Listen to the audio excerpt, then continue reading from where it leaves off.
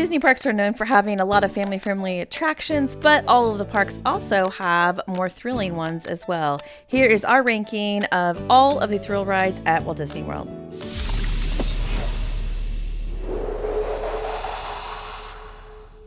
Before we get into the ranking, a couple of notes that apply to everything. All of the rides on this list have height restrictions, which are strictly enforced. Don't try to fudge your child's height, no matter what the viral TikToks will show you that parents sometimes try to do to get around this. Disney knows all of the tricks. Speaking of height restrictions, if you are traveling with somebody who is too small to ride, make sure you read up on Rider's Switch, which allows adults to take turns staying with a child who isn't tall enough to ride. Also, some of these may make you motion sick, so make sure you prepare for that ahead of time. And even though these are all thrill rides, in all of these rides except for one, you will be able to take your bag on the attraction, so no need to worry about that. Non-Disney parks work differently, but Disney does allow you to take your bags in every situation except for one. Now, let's get into the list. We're going to go from the least thrilling of the thrill rides to the most thrilling. Coming in at number 17 on the list is Kali River Rapids at Animal Kingdom. This has a 38-inch height requirement, and it is a water ride for a river raft ride. I think it is one of the prettier ones I've been on in the various theme parks. It is a little bit short, but it is fun. You do need to prepare to get soaked because this is one where the chances of that happening are very, very high. And because of that, there are complimentary lockers found just outside the entrance if you would like to store your items. You might also consider wearing a poncho if you really want to protect your clothes during this time. Kali River Rapids is not available during early theme park entry, but it is available as part of Genie Plus. We recommend that you ride it anytime in the standby line or get Genie Plus, particularly in the hot months when people are more likely to hop in line for this ride, and the lines can grow more during those hotter months. Coming in at number 16 on our list and going over to Hollywood Studios is Millennium Falcon Smugglers Run. This is another attraction with a 38-inch height requirement. Smugglers Run is what happens if Mission Space at Epcot and Star Tours at Hollywood Studios have a baby. If you've ever been on those, this is kind of similar to that. It is located in the Galaxy's Edge section of Hollywood Studios. It's available during early theme park entry and as part of Genie Plus. We do recommend, because it gets busy, that you visit it the first or last hour of the day if you're going to be in the standby line, or go ahead and book a lightning lane with Genie Plus. There are some thrilling elements to it. It's probably not going to get your heart pumping like some of the ones higher up on our list. Some of the theming of the queue and the animatronics and things is pretty incredible, so it's totally worth seeing. Highly recommend, if you are traveling by yourself or willing to ride by yourself, that you take advantage of the single rider line, which is available here. Coming in at 15 on our list is Seven Dwarfs Mine Train, a very mild roller coaster at Magic Kingdom with another 38-inch height requirement. This is a very popular ride and a great intro coaster for kids who are ramping up to some of the bigger rides. It is available during early theme park entry and as an individual lightning lane selection, so you can pay if you want to skip the long line. We do recommend riding it in the first or the last hour of the day if you're going to be in the standby line, or anytime if you're going to have an individual lightning lane selection. It is a very smooth ride. Whereas Space Mountain can be really rough, Seven Dwarfs Mine Train is really smooth. It is a mild thriller that has a lot of animatronics along the way, which are very entertaining. There are no super high drops here, just some mild drops, some tight turns, and classic Disney characters along the way. And if you have a hesitant rider who's trying to get used to some of the bigger rides, one of the perks here is that it is very, very short, so it is over before you know it. Coming in at 14 on our list and our first entry at Epcot is Mission Space. This one has a height requirement of 44 inches if you do the more intense orange side, or 40 inches if you do the less intense green side. This intensity is related a lot to the motion of it. It doesn't have drops or turns or anything. You're in a simulator and it has the feeling of taking off in a rocket. If you do the orange side, you're definitely going to get a more intense version of it. The green side is more accessible to everyone, although I will tell you it's a little boring even for people that don't like the thrills. It is available during early theme park entry and Genie Plus. It is fairly easy to ride in the standby line if you want to minimize waits. Do it in the first 2 or last 2 hours of the day. The original version of this attraction made it so that people were getting very, very motion sick, so they did create the less intense version of it, but I still think if you can handle it, you should try the orange one for a few more thrills. Next up up on the list is Slinky Dog Dash, which is surprisingly thrilling for being such an adorable ride. It has a 38-inch height requirement, and it is super, super popular, and thankfully is part of the early theme park entry and has Genie Plus. If you want to ride it in standby, consider doing that the first or last hour of the day, but it is a great use of a Genie Plus Lightning Lane because of the lines that build so quickly there. It is a very cute attraction, but once you get on it, you might be surprised at just how thrilling it is. Slightly more intense than Seven Dwarfs Mine Train. So if you have somebody that's working their way up the intensity of the roller coasters, this makes a great one to do if Seven Dwarfs Mine Train goes well. And then maybe if this one goes well, you can work your way up to one of the ones towards the top of our list. Next up on the list is Tiana's Bayou Adventure, formerly Splash Mountain. It is not currently available, but if you're planning a 2024 trip, it is slated to be reopened then. Based on the previous version of the ride, it has had a 40-inch height requirement, was not available during early theme park entry, but we do expect it to be available as part of Genie Plus or an individual Lightning Lane selection when it reopens. We enjoy this ride because it's a nice long ride that is mostly a peaceful floating journey through scenes that have animatronics that you look at along the way. However, if drops are a problem for you, this one will be tough because it has a few small drops and one heart-stopping drop that was almost guaranteed to get you wet at the very bottom.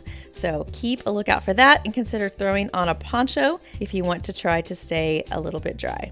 Coming in at number 11 on the list is Dinosaur, my personal nemesis over at Animal Kingdom. It has a minimum height requirement of 40 inches. The thrills here are really related to the fact that it is loud. It is kind of a rough car ride, and the dinosaurs kind of jump out at you along the way.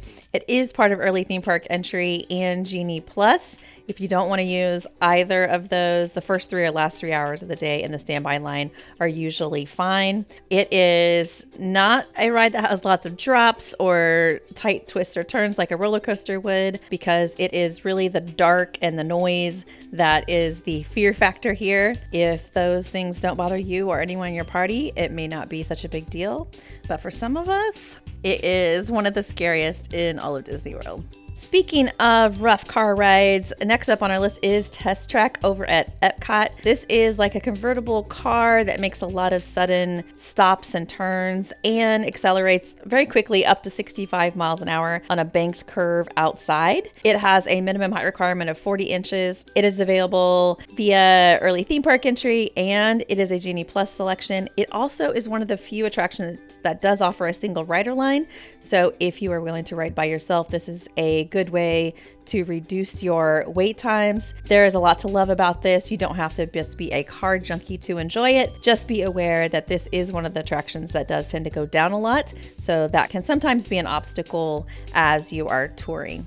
Coming in at number 9 on our list is Big Thunder Mountain Railroad, a roller coaster at Magic Kingdom. This is another one of those roller coasters that is great for ramping up to the more intense rides. It has a minimum height requirement of 40 inches. It's not available during early theme park entry, but it does have a Genie Plus option. If you just want to go on the standby line, the first hour or last hour are your best bets for reducing the wait times. Although it is called the wildest ride in the wilderness, it doesn't have any super high drops. It is also not one of the rough rides like Space Mountain is. It does have some sharp turns and it can be a bit bumpy at times, but it's a nice long ride and a fantastic one as you work your way up to the rides at the top of our list. Next up on the list is Rise of the Resistance over at Hollywood Studios. This ride is a very different kind of thrill than most of the others on the attraction. You don't have to be a Star Wars fan to love it, but you do have to be a fan of really interesting, exciting rides. It doesn't have loops or inversions, but it does have thrills in the way of live action storytelling, really cool ride vehicles, one short drop, and lots of blasters along the way. It has a height requirement of 40 inches. It is available during early theme park entry and as an individual Lightning Lane selection. If you want to get in the standby line, make sure you do that the first or last hour of the day to minimize your waits. Even though the height requirement is only 40 inches, younger kids may find it a little scary because the cast members can be very intimidating. So just be sure to remind them that it is all pretend. And number 7 on our list is a fan favorite, Avatar Flight of Passage at Animal Kingdom. This is like an amped up version of Soarin'. It has a minimum height requirement of 44 inches, is available during early theme park entry and as an individual lightning lane. Just like a lot of the popular rides, if you're going to be in the standby line, we recommend the first or the last hour of the day. It is a simulator attraction. And while it is known for making people motion sick, people that are prone to it, that is, it does have breathtaking beauty, a unique ride seat that is a little bit like being on a motorcycle, and hyper-realistic optics that make it a must-do for anyone that can handle it. I think the thrills here are tolerated by most people, except for those that have a tendency towards motion sickness. Next up on the list is the very popular Guardians of the Galaxy Cosmic Rewind coaster at Epcot. This is one of the newer attractions, but it is fast becoming a fan favorite. It has a minimum height requirement of 42 inches, so it is very accessible to a lot of younger guests. It is not available currently during early theme park entry, but it is open during extended evening theme park hours. As of right now, the only ways to ride it are by purchasing an individual lightning lane or joining the free virtual queue. In the future, it will have a standby line, but right now it does not. This ride has the first ever reverse launch for a Disney coaster and is one of the longest enclosed coasters in the world. The thrills come from that reverse launch, as well as the fact that the ride vehicles rotate 360 degrees. It is also in the dark, so the thrills come from lots of different elements. However, it is a big favorite for a lot of kids. One of the biggest issues here is motion sickness, so if you're prone to that, just beware. And next up on our list is Tron Light Cycle Run, a new roller coaster at Magic Kingdom.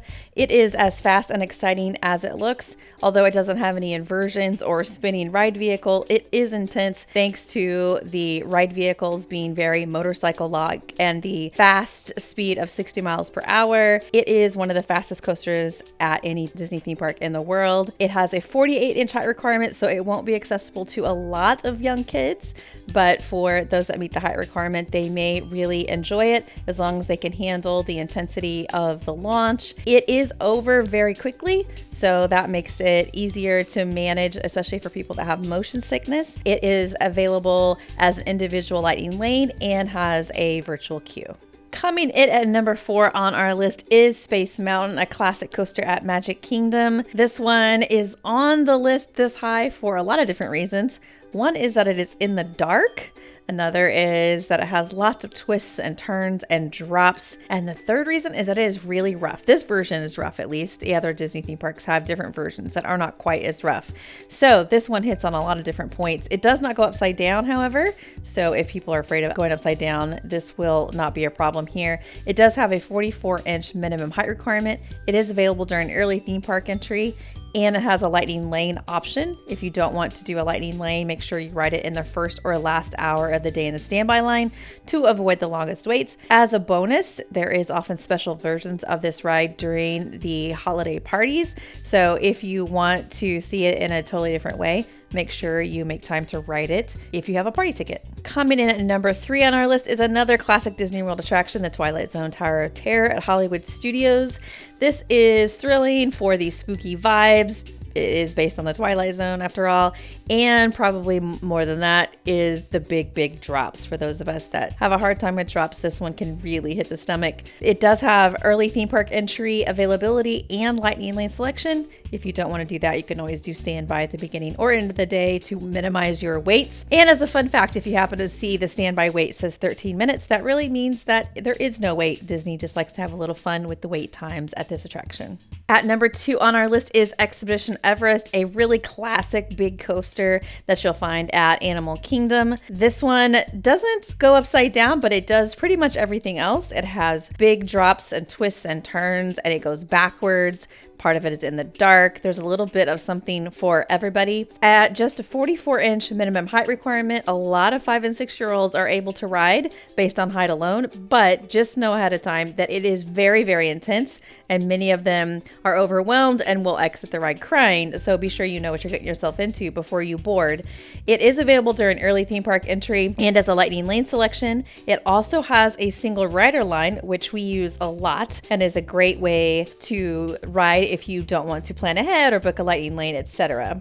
And at number 1 on our list, you might have guessed it, is Rock and Roller Coaster starring Aerosmith at Hollywood Studios. This attraction has a little bit of everything. We've talked a lot about different kinds of thrills on this list. This one has a fast launch, it is in the dark, has upside down loops, it goes fast, has drops, etc. All while Steven Tyler and Aerosmith are singing loudly into your ears. This one is available during early theme park entry and as a Genie Plus selection. You will want to hit it early or late in the day if you want to avoid long standby lines. It does have a single rider line. We just find it to not be very effective here, as you will often end up waiting for much longer than at other single rider lines. This one has had rumors that it is being rethemed. We don't know anything for sure as of right now. We'll have to see and stay tuned. And that is it, our ranking of the thrill rides at Walt Disney World. I am positive that some of you are going to have a difference in opinion, but I'm curious to hear which ones you would place a little higher, a little lower. Feel free to let us know in the comments. Thanks for watching.